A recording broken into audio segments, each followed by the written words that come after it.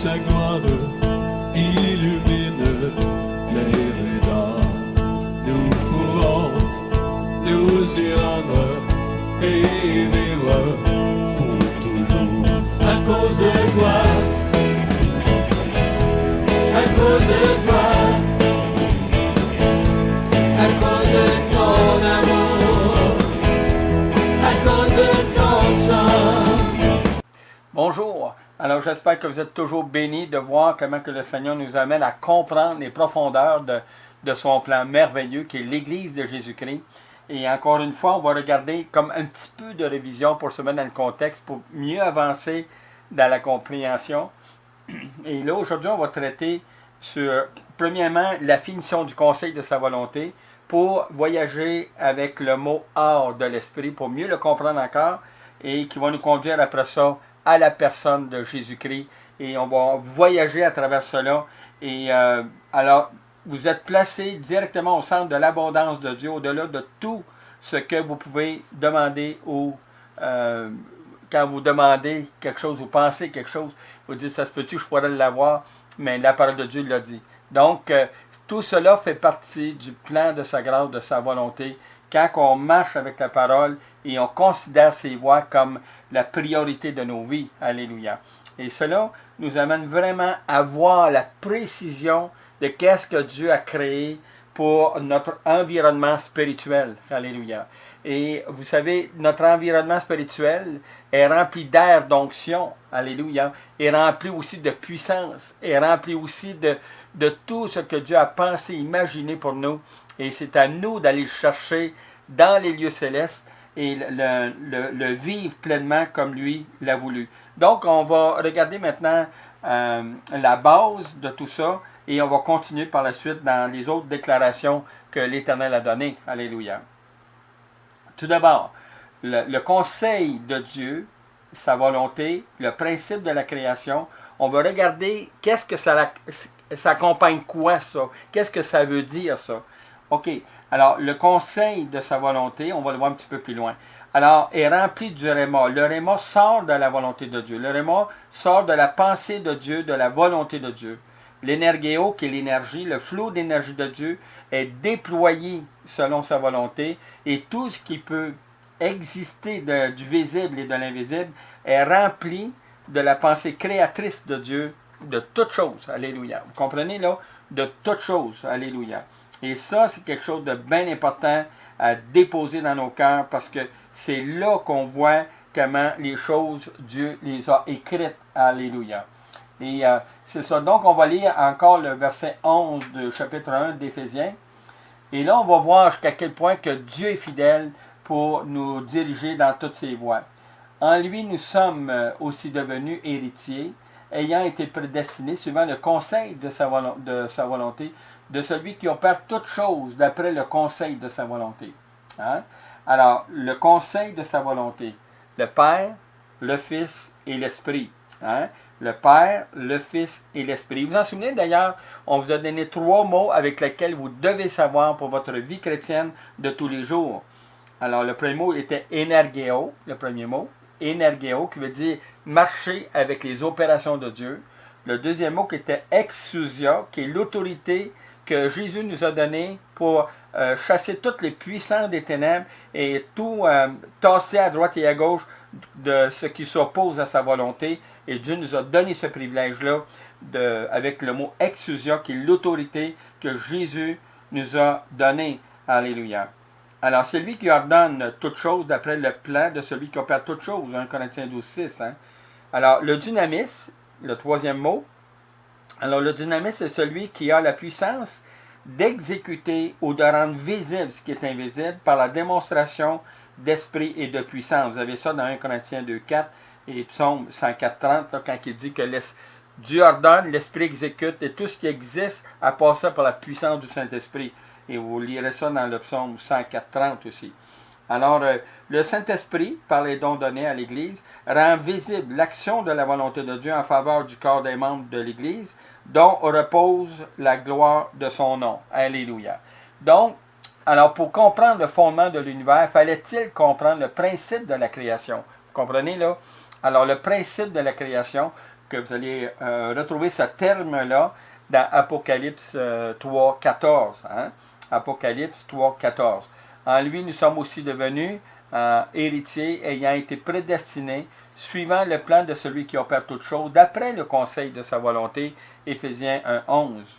Alors, on a vu qu'il y avait diversité de dons, mais le même esprit, diversité de ministères, mais le même Seigneur, diversité d'opérations, mais le même Dieu qui opère tout en tous. Alors, vous avez vu dans une des émissions, on a montré qu'est-ce qu'il y avait dans les lieux célestes, et il y en a plus que ça encore, mais on vous a montré au moins une bonne gamme de responsabilités, une bonne gamme de puissance et une bonne gamme de tout ce que Dieu veut faire avec nous en faveur de sa volonté à travers l'Église, nous les membres du corps de Christ.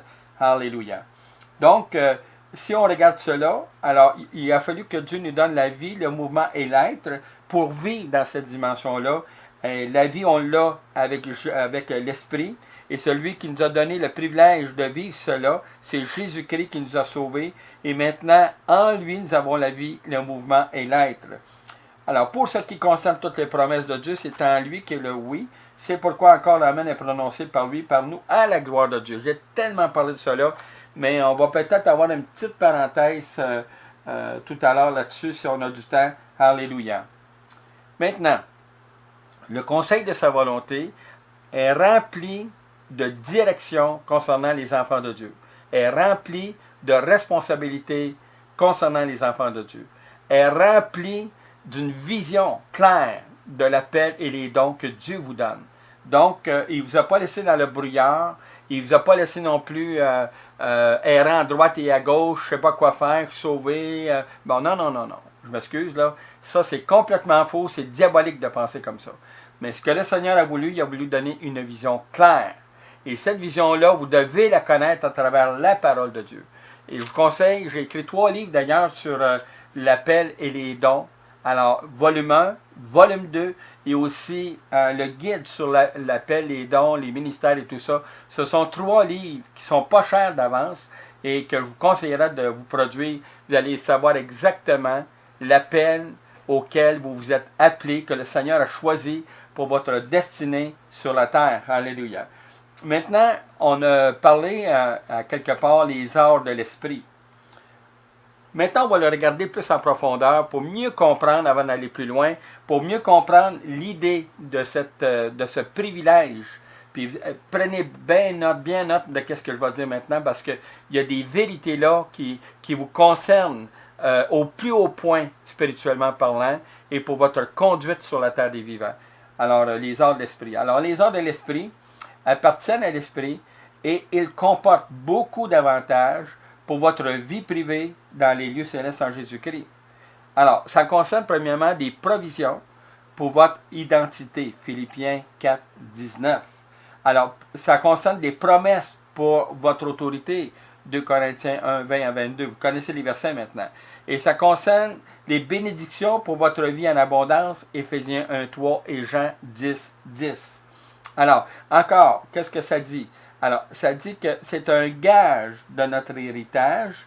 Alors, le mot gage, c'est arabon, qui veut dire des privilèges accordés. Et en le sens de la conclusion d'un contrat qui a été signé et qui a été accepté et approuvé. Alors, c'est comme la conclusion de contrat. Alléluia. Et avec Christ, dans l'héritage, ça vous appartient. Vous avez reçu un contrat de la part de Dieu. Et une autre traduction dit, c'est le signe de la propriété. Alors, vous appartenez à Christ maintenant. Et les lieux célestes vous appartiennent en Christ. Il vous a tout donné dans les lieux célestes pour vivre cette abondance-là. Et encore, arabon, qui veut dire le gage de la sécurité. Autrement dit, vous avez la police d'assurance pour votre vie spirituelle. Vous êtes protégé, vous êtes assuré pour l'éternité de cette vie que Dieu vous a donnée. Et tout cela, Dieu l'a réalisé en Jésus-Christ par la liberté du Saint-Esprit, dont nous sommes scellés pour vivre l'onction et le réma, au-delà de toute puissance et de tout ce qu'on peut demander ou penser. Et cela se vit par la démonstration d'esprit de puissance que Dieu a répandu en abondance dans la cité céleste en Jésus-Christ. Par l'Esprit, Nous confessons la puissance et l'énergie de Dieu par l'autorité de Jésus-Christ en esprit et en vérité. Donc, le mot arabon. Hein. Maintenant, le mot or en hébreu, c'est aravon. Là, c'est plus arabon, mais c'est aravon. Alors, le mot or de l'esprit dans l'Ancien Testament a plusieurs définitions dans une grande diversité. Aravon, ça veut dire compte à la banque pour votre liberté.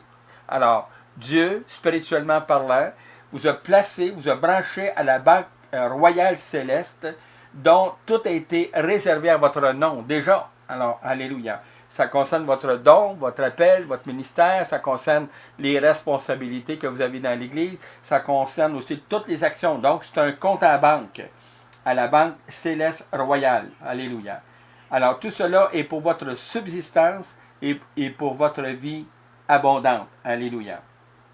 Aussi, le mot aravon en grec a le sens de payer d'avance pour tous les services offerts dans la cité. Alléluia. Vous comprenez comment c'est important de comprendre cela. Donc, tout a été payé, tous les services que vous utilisez de la cité céleste, tout ce que vous allez utiliser dans les lieux célestes a déjà été réglé. Pour tous les services, tout est payé d'avance. Donc, je vous donne des exemples. Les dons de l'esprit, par exemple, ou le fruit de l'esprit, les provisions de l'esprit, l'onction de l'esprit, le réma, la démonstration de l'esprit, l'épée de l'esprit et toutes les autres activités, là, que ce soit l'appel, que ce soit les dons, que ce soit toutes les manifestations de gloire, de puissance, d'onction et de réma, mais déjà, c'était payé d'avance pour tous ces services-là. Donc, vous n'avez pas besoin de faire de sacrifices, vous n'avez pas besoin de jeûner, vous n'avez pas besoin de faire quoi que ce soit, parce que le Seigneur a déjà réglé cela. Imaginez, là, c'est déjà réglé, vous avez un appel pour quelque chose dans le corps de Christ. Alléluia. Alors, tout cela a un prix. Et Christ, par son sang, l'a payé pour tout, pour tous ces services-là dans la cité céleste. Pour nous tous, ces services sont gratuits. On n'a pas besoin de payer pour utiliser tous ces services. Quand Christ est mort à la croix, il a tout payé pour que notre héritage soit libre de toute emprise de l'ennemi. Comprenez, là? Qu'elle soit libre de toute emprise de l'ennemi. Ça, c'est quelque chose, là. Alors, le Seigneur ne permet pas au diable de toucher à quoi que ce soit de votre appel ou de sa puissance. Lui, il pense qu'il y a de la puissance, mais il n'y en a pas. Il a été réduit à zéro. That's it. Alors, maintenant, tout est réglé. Christ a payé pour tout ça. Et le Père a dit oui à cela. Et écoutez, là j'ouvre une parenthèse. Quand Dieu a dit oui à tout cela, ben, il y a des myriades et toute la symphonie des anges qui sont dans les lieux célestes. Tout cela, hein, ils ont entendu le oui de Dieu vous concernant. Vous entendez là? Ils ont entendu le oui de Dieu, tous les anges. Et quand Dieu a déclaré oui, je veux tout ça pour l'Église de Jésus-Christ, alors eux autres ont commencé à louer, à célébrer, à chanter la gloire de l'Éternel, parce que le oui de Dieu était accompagné d'un mot d'autorité qui est l'Amen. Alléluia. Et l'Amen, c'est tu prononces avec autorité, avec menace contre les puissances des ténèbres. Alors, tu comprends? Donc, c'est important de comprendre que les arts de l'esprit sont remplis de puissance et d'autorité. Alléluia. Gloire à toi, Seigneur. Alléluia. Alors, le mot art en grec est arabon. Alors, on l'a vu. Il est question aussi des arts au pluriel de l'esprit. Et il s'implique dans plusieurs définitions dans une grande diversité. Il a le sens de premier fruit des lieux célestes en Jésus-Christ. En passant, ça veut dire que Dieu ne nous a pas donné du second main. Dieu nous a donné le premier fruit. Le don qu'il vous donne, personne d'autre peut l'avoir comme vous l'avez. Ce n'est pas de l'usager qui vous a donné, là. Hein? Alors, c'est un don qui est parfait. Alors, vous avez ça dans Jacques, tout don parfait, toute excellence, etc. Donc, le Père a prévu quelque chose qui n'est pas seconde main, qui n'a pas été utilisé par d'autres, mais qui est unique pour vous. Hein? Vous avez 90 ans, mais l'Éternel a quelque chose pour vous. Alors, prenez ça au sérieux, là. L'Éternel a quelque chose pour vous. Peut-être c'est de la prière, peut-être c'est de l'intercession, ou peut-être encore de prier sur des malades, je ne sais pas. Mais il y a une chose qui est certaine, personne d'autre peut utiliser le don que Dieu vous a donné dans votre vie chrétienne. Alléluia. C'est très important qu'est-ce que je dis. Alléluia. Donc, où le prix payé d'avance pour tous les services et avantages dans la cité céleste. Donc, vous avez des avantages Et tout cela appartient à Christ. En passant, j'ai écrit un livre, et dans ce livre-là, il y a les 75 avantages d'appartenir à Jésus-Christ. Vous comprenez là? Alors, informez-vous de notre matériel, et vous allez voir, c'est intéressant de voir tout ce qu'on a comme matériel. Alors, les 75 avantages d'appartenir à Jésus-Christ. Il y en a qui pensent qu'il n'y a pas d'avantage, mais il y en a 75. Alors, pensez à ça. Alléluia. Alors, c'est un paiement garanti pour notre sécurité éternelle. C'est réglé. That's it. C'est pour l'éternité. Alléluia. Tout ce que le Saint-Esprit a comme provision, Dieu l'a déposé dans nos cœurs en vue d'une vie abondante, venant des lieux célestes en Jésus-Christ. Alléluia. Alors, l'héritage que nous avons reçu de Jésus-Christ a pour but de nous faire vivre ces fleuves d'eau vive dont Christ a parlé lui-même. Hein? Alors, qui remplissent notre cœur, qui jaillissent de notre cœur par la puissance du Saint-Esprit. Et tout cela, Dieu l'a pensé pour montrer aux ténèbres qu'il a placé en vous des sources d'eau vive. Alléluia. Alors, le mot or, là, vous voyez comment il y a beaucoup de matériel là-dedans, mais c'est important de le regarder. Et celui qui nous a fermés avec vous en Christ et qui nous a oints, c'est Dieu, lequel nous a aussi marqués d'un sceau et a mis dans nos cœurs les ors de l'Esprit. 2 Corinthiens 1, 21, 22. Hein? Et celui qui nous a formés pour cela, c'est Dieu qui nous a donné les ors de l'Esprit. Alors, les ors de l'Esprit, pardon, les ors de l'Esprit ont aussi quelque chose d'intéressant, parce que toutes les ors de l'Esprit sont accompagnés de l'onction et du rhéma. Vous comprenez là? C'est accompagné de l'onction et du rhéma. Il n'en tient qu'à vous d'aller dans la louange, de célébrer la gloire de Dieu, de chanter en son honneur ses louanges, de célébrer son nom, d'adorer. Enfin, tout cela, alors, va commander le rhéma et l'onction pour vous bénir davantage. Mais cela ne dépend que de vous de comprendre cela. Alléluia. Et c'est tellement important de déposer cela dans vos cœurs comme une richesse inaltérable de la part de Dieu, de nous donner ce beau cadeau de ce grand héritage. Alléluia. Donc, en lui, vous aviez cru, vous avez été scellés du Saint-Esprit. Oui, on l'a vu ça. Lequel est un gage de notre héritage pour la rédemption de ceux que Dieu s'est acquis pour célébrer sa gloire. Éphésiens 1, 13, 14. On pourrait aussi lire le verset 13 du chapitre 1 des Éphésiens, on l'a déjà lu. Lequel est une réserve, lequel est une provision, lequel est un dépôt pour vivre l'héritage. Voyez-vous là? Alors, réserve, provision, dépôt. Alors, vous avez ça, et Dieu a pourvu à cela, pour la rédemption que Dieu s'est acquis pour célébrer sa gloire. Alléluia.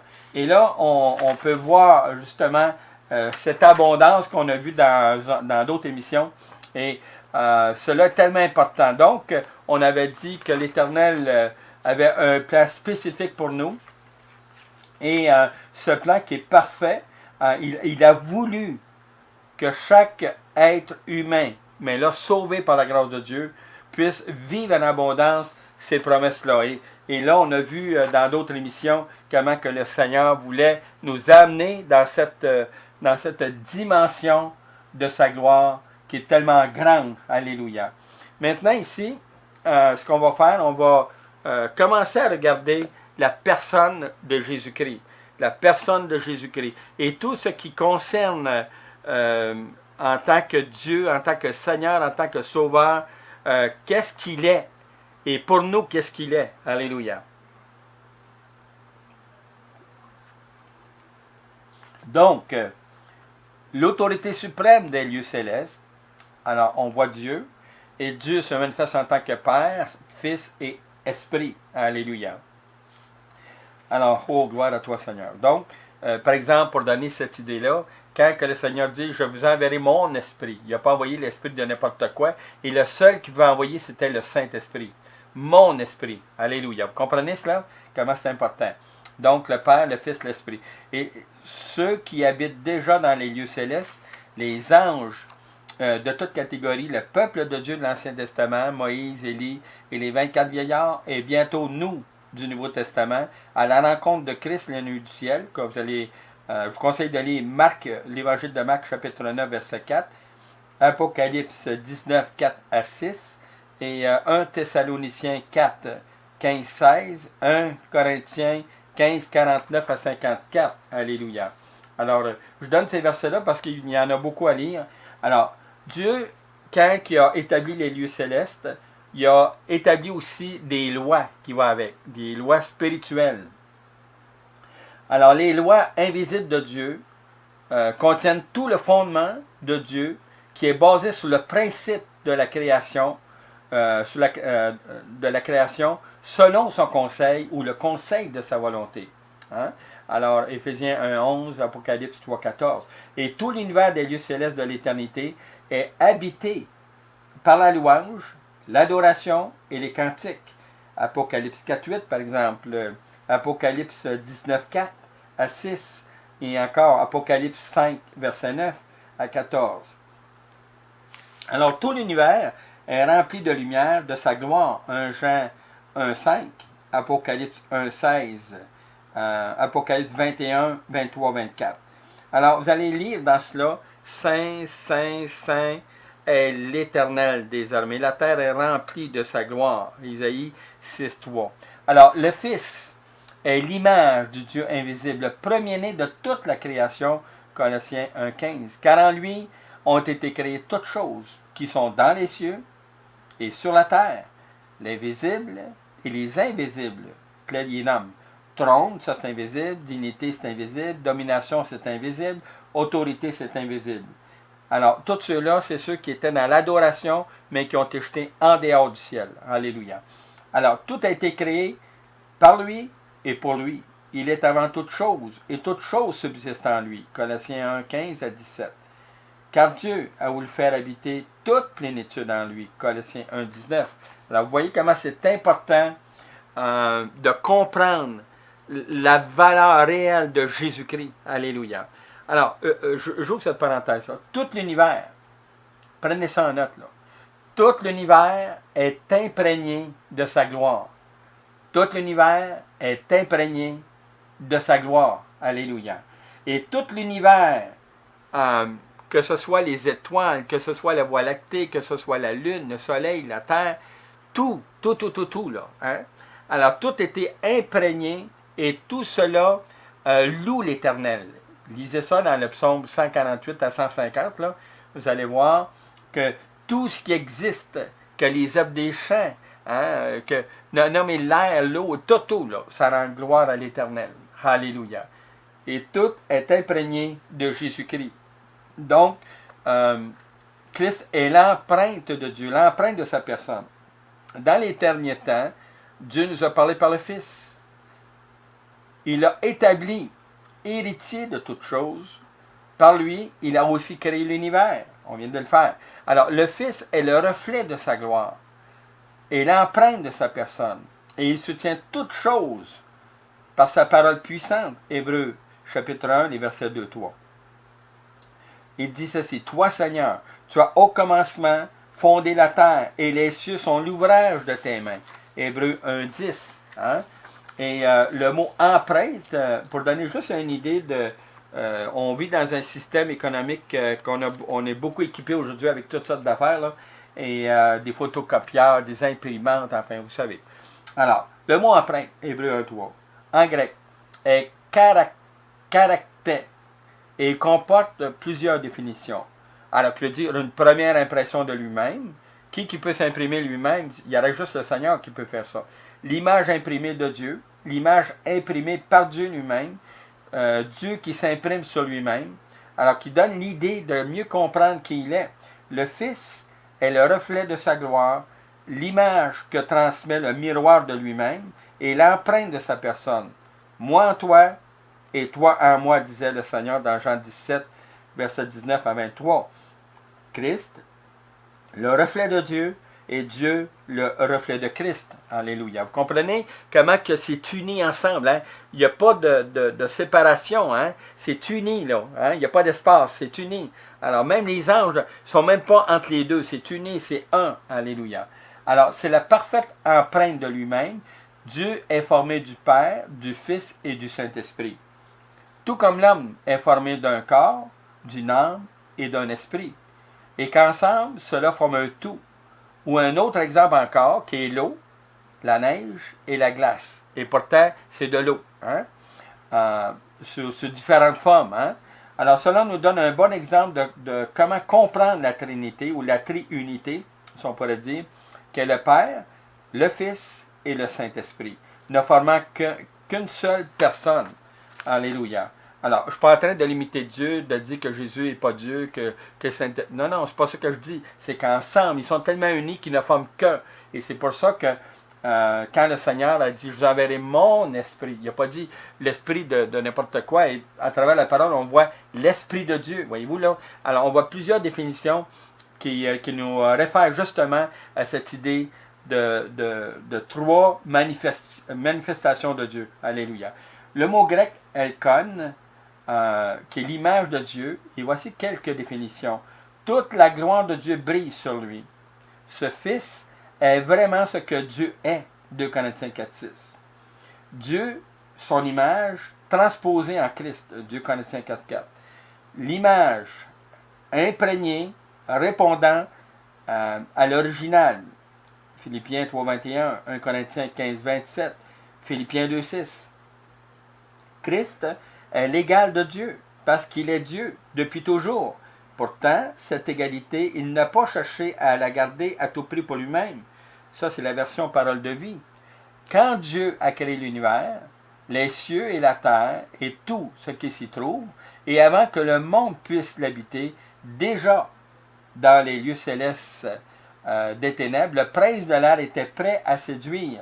Et ça, ici, on a passé à une autre étape. Là, on a parlé de Dieu qui est en trois personnes, qui se manifeste en trois personnes, et pourtant qui est un. Maintenant, on voit ici celui qui s'est opposé à ça, qui a voulu briser par toutes les façons possibles cette unité qui était parfaite. Quand Dieu a créé l'univers, les cieux et la terre, et tout ce qui s'y trouve, avant que le monde puisse l'habiter, déjà dans les lieux célestes des ténèbres, le prince de l'air était prêt à séduire l'homme et la femme.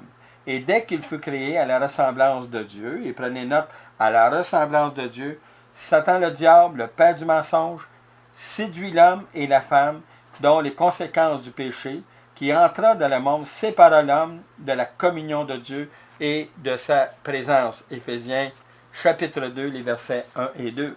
Hein? Alors, pour comprendre ce mystère depuis l'éternité, de toute l'éternité, jusqu'à la chute du chérubin protecteur, devenu Satan le diable, tout était parfait et équilibré jusqu'à ce que ce moment-là arrive, où le diable et tous les démons, les esprits méchants, les dominations, les autorités, les princes de ce monde de ténèbres et tous les esprits méchants furent mis en dehors des lieux glorieux, célestes de la gloire de Dieu. Ézéchiel 28, 1 à 19, vous pouvez lire ça, Ézéchiel chapitre 28, 1 à 19. Isaïe 14, les versets 12 à 15. L'unité du Père, du Fils et du Saint-Esprit n'avait jamais été injuriée. Cela laissait présager un changement majeur dans les lieux célestes. Alléluia. Mais n'oubliez pas que Christ était prédestiné même avant la fondation du monde pour venir nous sauver. Alléluia. Mais Christ, avant la fondation du monde, était choisi et prédestiné à sauver le monde en rétablissant la communion avec Dieu. 1 Pierre 1,20. Hein? Pour la première fois, l'unité de la Trinité fut brisée depuis l'éternité, les lieux célestes de l'éternité, d'éternité en éternité. Dieu accepta de se séparer de son Fils Jésus-Christ à la croix du Calvaire, et c'est là qu'est l'amour, l'ultime amour de Dieu, d'aimer le monde jusqu'au point de se séparer de son Fils unique. Pourquoi il a fait ça? À cause de vos péchés et les miens. Mes péchés et les vôtres. Transgression, iniquité, abomination, infamie, enfin tout péché en rébellion contre Dieu, Christ l'a pris sur son dos, sur ses épaules. Il a donné sa vie pour expier tout cela et de faire de vous, si vous croyez en Jésus-Christ, alors vous avez la vie éternelle. Alléluia. Alors tout cela, on le trouve dans Jean 3,16 et Matthieu 27, 46. Alléluia. Alors depuis l'éternité, et d'éternité en éternité, jamais le Père, le Fils et le Saint-Esprit n'avaient été séparés. Et Dieu ne pouvait pas accepter son Fils couvert de péché comme ça. Mais il a été couvert de tous nos péchés Et il a fallu qu'il meure pour que Dieu accepte un sacrifice qui était parfait. Dans l'Ancien Testament, on prenait une brebis qu'on mettait dans un enclos pendant 1 an. Imaginez. Puis la plus belle du troupeau, hein? On la mettait dans un enclos. Et là, la famille arrivait à tous les jours, flattait la brebis. Ils l'aimaient, tout ça. Ils donnaient à manger. Les petits-enfants caressaient la brebis, ils l'aimaient, tout ça. Et le jour arrivé de la Pâque, on prenait la brebis et on la coupait, on versait le sang. Et là, c'était la marque pour expier le péché, c'était l'Ancien Testament. C'était la loi qui était comme ça. Mais dans le Nouveau Testament, c'est pas ça. C'est que Dieu accomplit cela. Hein? C'est pour ça qu'il est appelé « Voici l'agneau qui ôte le péché du monde ». Vous comprenez là? Voici l'agneau qui ôte le péché du monde. Pourquoi? Parce que c'est lui qui a pris le sacrifice. Il a payé. Hein? Il a payé. Alléluia. On met une éternité là-dessus. On met beaucoup d'emphase là-dessus parce que dans l'éternité, on va être la marque de son sacrifice. Alléluia. Vous comprenez? Dans l'éternité, on est la marque de son sacrifice. On est le résultat de la croix. On est le résultat du ressuscité. Alléluia. Christ n'est pas ressuscité en vain. Hein? Alors, il est ressuscité pour bâtir cette Église dont il a mentionné. Vous et moi, on fait partie maintenant de ce corps dont lui-même Christ est la tête. Alors, depuis l'éternité et d'éternité en éternité, jamais le Père, le Fils, le Saint-Esprit n'avait eu aucune séparation quelconque. D'éternité en éternité, la gloire de Dieu, le Père, le Fils, le Saint-Esprit, n'avait jamais été d'aucune façon subi des injures de la part de qui que ce soit dans le ciel. Mais là, Satan, le diable, l'a fait, l'a déclaré, et tout cela a amené ce jugement terrible qui ont été jetés en dehors du ciel, et c'est nous maintenant. Autant que le ciel s'est vidé de tous ses anges, autant que Dieu a voulu le remplir avec les enfants de Dieu. Comprenez cela, c'est très important. Oh, gloire à toi, Seigneur. Merci, Jésus. Alléluia. Donc, Christ a été élevé au-dessus de tout nom. Et ça, j'aimerais le lire. C'est un passage que j'aime beaucoup et qui me bénit chaque fois que je le lis. Colossiens, chapitre 2. Hein? Colossiens, chapitre 2, les versets 9 et 10. Attendez un petit peu. Alors, ok, c'est peut-être Colossiens, Philippiens. Je vais aller voir dans Philippiens avant, parce qu'il y a un autre verset ici que j'ai vu, qu'on va lire aussi. C'est une permission de l'Esprit. Ok. Alors, c'est pourquoi, ok, ça c'est Philippiens, chapitre 2, hein, chapitre 2, 10 et 11. Mais verset 9 aussi. C'est pourquoi, aussi Dieu l'a souverainement élevé au-dessus de tout nom. Hein, au-dessus de tout nom. Le nom qui est au-dessus de toute chose. Hein, afin qu'au nom de Jésus, tout genou fléchisse dans les cieux, sur la terre et sous la terre, c'est-à-dire les morts. Et que toute langue confesse que Jésus-Christ est Seigneur à la gloire de Dieu. Alléluia. Maintenant, on va lire un autre passage. Alléluia. Gloire à toi, Seigneur Jésus. Colossiens chapitre 2, verset 9. Car en lui habite corporellement toute la plénitude de la divinité. Vous avez tout pleinement en lui, qui est le chef de toute domination et de toute autorité, etc. Alors, voyez-vous là, c'est important de comprendre que pour marcher dans tout cet héritage, que vous ayez compris qu'est-ce qu'il vous a donné en cadeau. Et ce cadeau-là, le premier, c'est la vie éternelle. Comprenez-le là. Donc, c'est important. Donc, Dieu l'a souverainement élevé et lui a donné le nom qui est au-dessus de tout nom, afin qu'au nom de Jésus, tout genou fléchisse dans les cieux et sur la terre et sous la terre, et que toute langue confesse que Jésus-Christ est le Seigneur à la gloire de Dieu le Père, car en lui habite corporellement toute la plénitude de la divinité. Vous avez tout pleinement en lui. Alors ceux qui disent qu'ils n'ont rien, là, ben vous faites Dieu menteur, parce que c'est pas vrai. On a tout pleinement en Jésus-Christ. Mais il faut l'utiliser.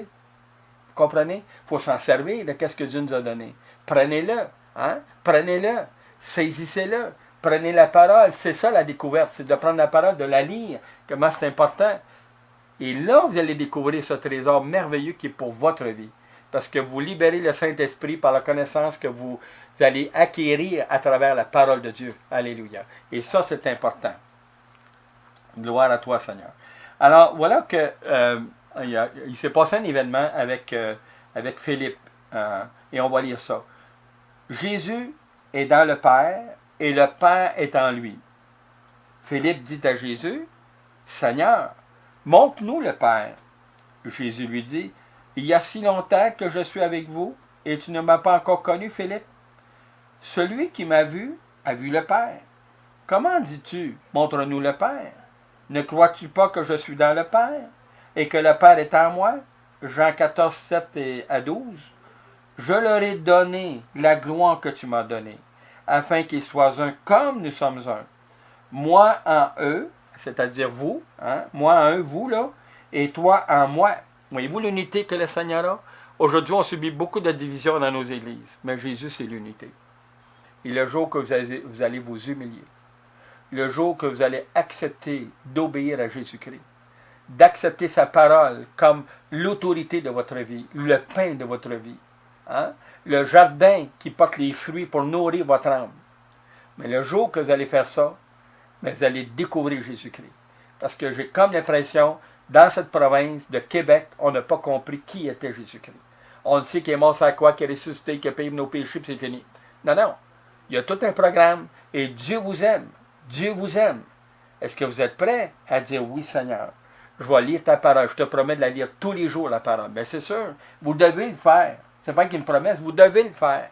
C'est ça qui est important, de lire la parole. Alléluia. Oh, gloire à toi, Seigneur. Oh, que j'insiste donc sur la parole. Alors, ce qui nous attend, alors, à cause qu'on a accepté Jésus-Christ, qu'on va vivre avec lui, alors, il y a la Nouvelle Jérusalem qui descendra du ciel sur la terre pour tous ceux qui ont cru en Jésus. Apocalypse 21, 1 à 8. Nous serons avec lui. Que nos cœurs aiment Jésus le Seigneur. Nous serons avec Dieu pour toujours. Parce que nous avons cru en lui et nous avons ouvert nos cœurs pour qu'il règne en tant que Seigneur et Sauveur. Jean 1, 1 à 14, l'évangile de Jean, là, chapitre 1, les versets 1 à 14 et Apocalypse 3, 20. À tous ceux qui l'ont reçu, il a donné le pouvoir de devenir enfants de Dieu, Jean 1, 12. Et c'est tellement important de devenir un enfant de Dieu, parce que c'est là que vous allez découvrir jusqu'à quel point le Seigneur veut vous emmener dans cette gloire éternelle. Alléluia. 2 Corinthiens 3, 17, 18. Alors, la version Parole de vie dit ceci. Le Seigneur est ici, c'est l'Esprit Saint. Et quand l'Esprit du Seigneur est présent, là est la liberté. Notre visage à nous tous est sans voile, et la gloire du Seigneur reflète sur nous comme dans un miroir. Alors, le Seigneur qui est l'Esprit nous transforme, et il nous rend semblables à lui avec une gloire toujours plus grande. Et quelle traduction! Alléluia! On continue. Galates, chapitre 4, versets 6 et 7. Oui, vous êtes vraiment ses enfants. La preuve, c'est que Dieu a envoyé dans nos cœurs l'Esprit de son Fils, l'Esprit qui crie et qui ne cesse de dire « Abba, Père ». Donc, vous n'êtes plus esclave, mais un enfant de Dieu. Et comme tu es son enfant, Dieu te donnera l'héritage qu'il garde pour tous ses enfants. Alors, vous voyez comment Dieu est fidèle? Il veut vous bénir. Je m'excuse. Il vous bénit. C'est encore plus. Alléluia. Parce que la promesse est déjà accomplie. Alléluia.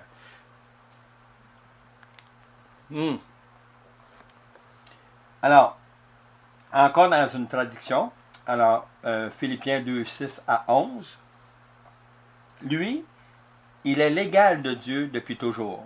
Pourtant, cette égalité, il n'a pas cherché à la garder à tout prix pour lui. Mais tout ce qu'il avait, il l'a laissé. Il s'est fait serviteur, il est devenu comme les hommes, et tous voyaient que c'était bien un homme. Il s'est fait plus petit encore, il a obéi jusqu'à la mort, et il est mort sur la croix. C'est pourquoi Dieu l'a placé très haut, et lui a donné le nom qui est au-dessus de tout nom, de tout autre nom. Alors, tous ceux qui sont dans le ciel, sur la terre et chez les morts, tomberont en genoux quand ils entendront le nom de Jésus. Oh, gloire à toi, Seigneur. Et tous reconnaîtront ceci. Jésus-Christ est le Seigneur pour la gloire de Dieu le Père. Alléluia. Voyez-vous là, qui est Jésus-Christ? On voit encore des points importants à découvrir. Alléluia. Dans Hébreux chapitre 1 à 3, on lit ceci. Autrefois, Dieu a parlé aux ancêtres par les prophètes, et il leur a parlé souvent et de mille manières. Maintenant, en ces jours qui sont les derniers, Dieu nous a parlé par son Fils. C'est par ce Fils qu'il a créé le monde. Et c'est lui que Dieu a choisi pour entrer en possession de toutes choses. Toute la gloire de Dieu brille sur lui. Ce Fils est vraiment ce que Dieu est. Et sa parole puissante soutient le monde. Il a lavé les êtres humains de leurs péchés. Puis il s'est assis dans les cieux à la droite de Dieu, du Dieu très puissant, du Dieu tout-puissant. Alléluia. Encore à Hébreux, chapitre 1, les versets 6 à 8. Mais quand Dieu a envoyé son Fils, premier-né dans le monde, il a dit, tous les anges de Dieu doivent l'adorer. Et vous là, voici ce que Dieu a dit au sujet des anges. J'utilise les anges comme j'utilise les vents. Ils me servent comme le font tous les éclairs. Mais Dieu a dit à son Fils, tu es Dieu, toi, ton pouvoir est royal et durera toujours. Hébreux 1, 13, 14 encore. Dieu n'a jamais dit à un ange, viens t'asseoir à ma droite, je vais mettre tes ennemis sous tes pieds. Il n'a jamais dit ça des anges. Est-ce que les anges ne sont pas tous des esprits qui servent Dieu? Dieu les envoie en mission et ils aident ceux qui doivent hériter du salut. Alléluia. Alors voyez-vous là comment que Dieu a voulu que son Fils ait toute la gloire. Alléluia. Alors c'est pour ça que j'ai de la misère quand je vois des hommes de Dieu se mettre à la place de Dieu et ils prennent toute la gloire. Ça là, j'ai de la misère avec ça. Alléluia. Donc ici, ce que je vais faire, je vais demander à mon technicien comment il reste de temps. Est-ce que j'ai encore un peu de temps? OK. La conversion de l'esprit aux vérités de la parole de Dieu. Romains 12, et là je vous conseille le 12, là, de le lire jusqu'à 10. Romains 12 jusqu'à 10, ok? Votre esprit a besoin de se convertir aux vérités de la parole de Dieu. Éphésiens 4, 23. Dieu dit, donnez et je pourvoirai à tous vos besoins. 2 Corinthiens 9, 6 à 10 et Jean 15, 16. Si votre esprit n'est pas converti à cette vérité, vous ne pouvez pas déclencher la puissance de ce verset. Exemple, Jean 15, 7. Si vous demeurez à moi et que mes paroles demeurent en vous, demandez ce que vous voudrez et cela vous sera accordé. On demande beaucoup au Seigneur, mais est-ce que nous sommes prêts à donner au Seigneur, donner à l'œuvre de sa gloire?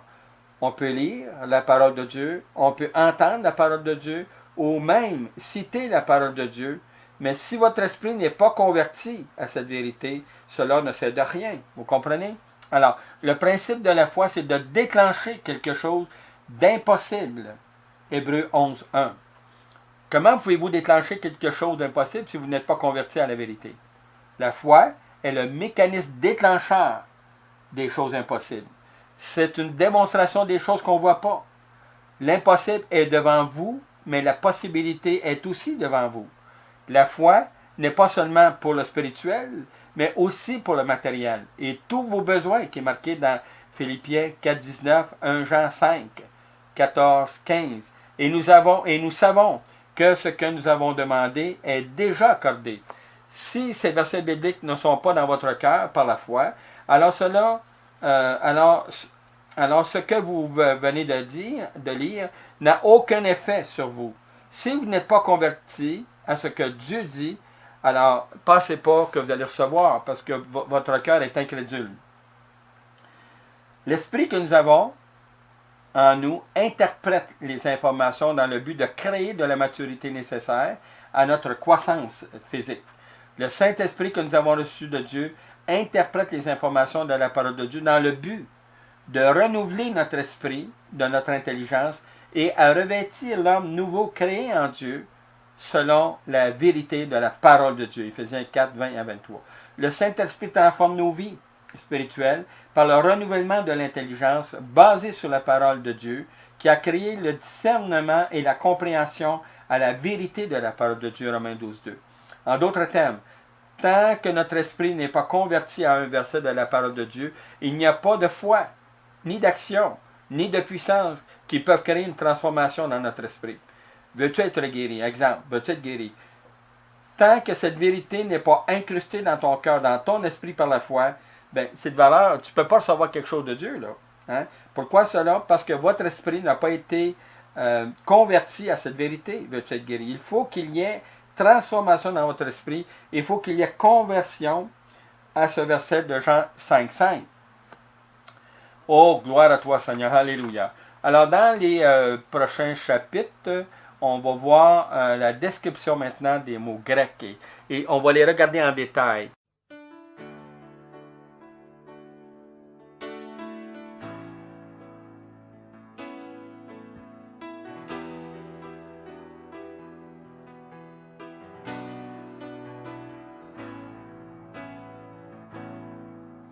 Que ces lieux soient visités par ta sainte présence. Que ces lieux soient balayés